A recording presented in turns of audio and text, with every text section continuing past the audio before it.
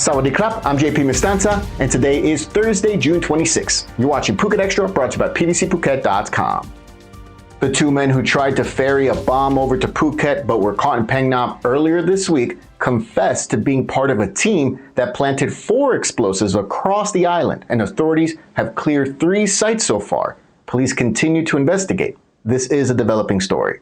Let's start with the latest. At about noon today, a controlled blast ended the immediate danger at Laem Promthep or Promthep Cape in Rawai, the island's most popular viewpoint. Explosive ordnance device teams pried a small snack can from a stairwell. Its timing circuit set for 118 hours, and they neutralized it on the 4th detonation. Laem Promthep or Promthep Cape is now the 3rd of 4 bomb sites police are sweeping. Earlier today at about 7 a.m., a suspicious object, a canister, was found near the Loma intersection in Patong, buried in the sand, which authorities destroyed as a precaution. This follows a similar incident last night in which a white Honda Wave motorbike parked outside Phuket Airport's domestic terminal, not far from the motorbike parking area, was blown up by authorities after X-rays revealed a suspicious cache under the seat. No one was hurt as police cleared the area, and flights continued to operate normally. Airport Director Monchai Tanod doubled police patrols at the Phuket International Airport and asked passengers to arrive early but expect normal service. Other security measures are also being taken across the island. Checkpoints at Thachat Chai Bridge in the north of the island and around nightlife zones across Phuket now include vehicle scans and ID verification. Tourism sites remain open, but visitors may see temporary cordons as forensic work continues. So how do we get here? It all traces back to the 2 men who were caught by authorities in neighboring Phang Nga province earlier this week. The 2 men were in a car that was stopped by police in Phang Nga at about 3:30 a.m. on Tuesday, and upon a search of the vehicle, it turned up an explosive device. The men, identified as 29-year-old Muhammad Wading and 27-year-old Suleiman Gasa, both from the southern border province of Patani, were later questioned separately and confessed their plans. The pair admitted that they were paid to ferry explosives from Songkhla province to Phuket. They were later taken back to the south to Yala province by police for further interrogations. Muhammad told detectives he and a team of 3 others, including Suleiman, planted 3 bombs in Phuket, 1 inside a white Honda Wave motorbike at the Phuket Airport, 1 at Promthep Cape, and 2 in Patong. He described a 4-man convoy that made their way up from the deep south of Thailand. They switched motorbikes and jackets on their way to Phuket, masking the explosive devices with Grab delivery bags and pausing to pray at mosques north of Phuket. Following their confessions, police began to act on the information. CCTV led airport police to the suspected motorbike near the domestic terminal. EOD specialists destroyed the suspicious object under the seat, fragments of which are now undergoing forensic tests. The 2 other explosives at Promthep Cape and 1 at Patong Beach were found. Only 1 more location is set to be cleared in another location in Patong, and police are now searching for the said device. Investigators are still hunting 2 accomplices and are analyzing debris to confirm whether the devices were live explosives or sophisticated hoaxes. Investigations are continuing to locate any remaining threats and determine whether the plot is connected to wider security concerns. Phuket Police Commander Police Major General Senlert Sukum credits quick community tip-offs and interagency drills for preventing injuries. He stated, quote, "The island remains secure, but please report unattended bags via 191 and follow any detours." This is a developing story, so for the latest, visit thephuket.news.com. Phuket is learning this week that several senior officials in Phuket City Municipality, including the deputy mayor, have already been sentenced to prison, and almost no one was told. Last September, the Criminal Court for Corruption Region 8 quietly gave then Phuket Town Deputy Mayor Tawon Chidapatanausopon 4 years behind bars for corruption tied to the Bangyai Canal drainage upgrade. Judges ruled that Tawon and 4 municipal colleagues approved a contract extension even though the contractor had failed to finish the work, costing the state millions. The verdict surfaced only on Monday when National Anti-Corruption Commission Region 8 chiefs held their quarterly press briefing in Phuket. Asked why the conviction was never announced, NACC Phuket boss Suwat Sawaran said that the agency selects just a handful of major cases for each briefing that only happens 4 times a year, even if sentences were handed down months before. Tawon was sentenced to 4 years with no appeal filed. The Chief Administrative Officer, Tawat Chai Tongmang, Engineering Director, Kriansak Chuchatpong, and 2 unnamed staff were sentenced to 2 years, 8 months each. Authorities say that just a handful are appealing. The NACC declined to say whether Tawon's term was reduced for a guilty plea or suspended, citing ongoing legal processes. Meanwhile, the contractor in question, Pangna Building Materials Partnership Ltd, was fined 20,000 baht in the whole thing.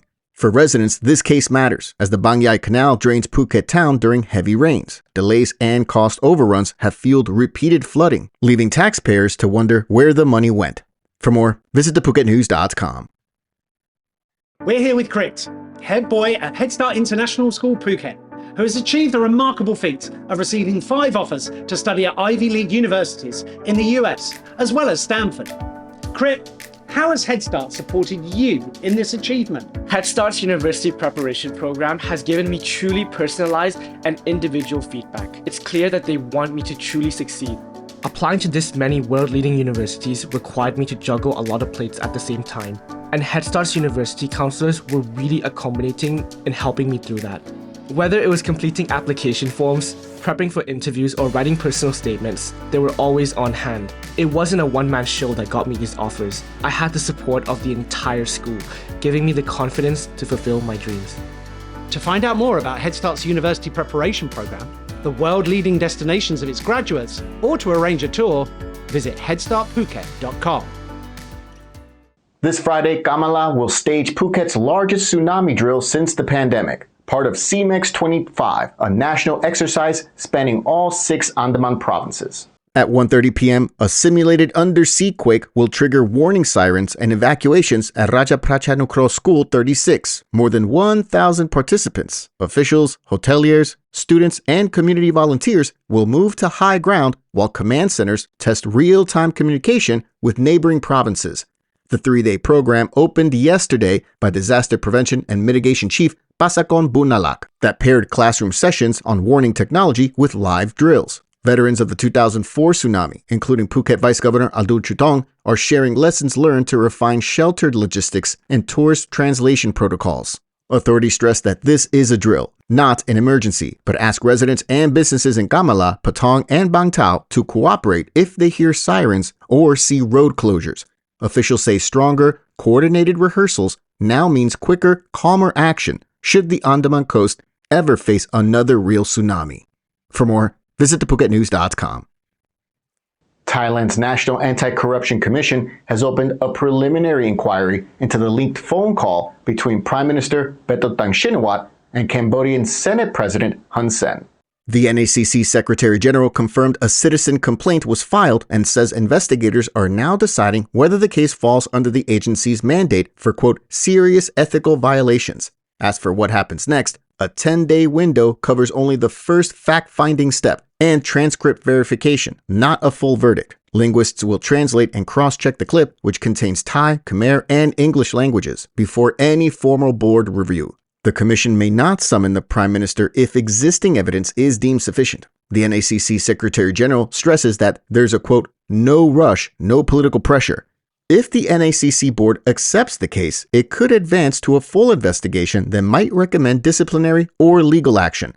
The audio, in which the premier appears to belittle Thailand's Second Army commander while accommodating Hun Sen, has already rattled coalition politics and border diplomacy. For Phuket, reliant on stable budgets for tourism infrastructure, any extended turmoil in the capital could delay national spending bills that fund local road, airport, and shoreline projects. The NACC says it will update the public once the clip's authenticity and jurisdiction questions are settled. For more, visit thephuket.news.com. We really appreciate you joining us here today on Phuket Extra, brought to you by pbcphuket.com. Don't forget to stay up to date with all the latest developments over at thephuket.news.com. Join us again tomorrow. Until then, stay classy, Phuket. Phuket's rapid modernization has made it one of the world's premier holiday destinations. Investors can still buy quality condominiums for as low as $75,000, and luxury properties can go all the way up to $20 million. Condominiums in Phuket are a safe, secure bricks-and-mortar investment offering foreigners freehold ownership. Call or email Thai Residential, Phuket's #1 trusted real estate advisor, to find your perfect Phuket property.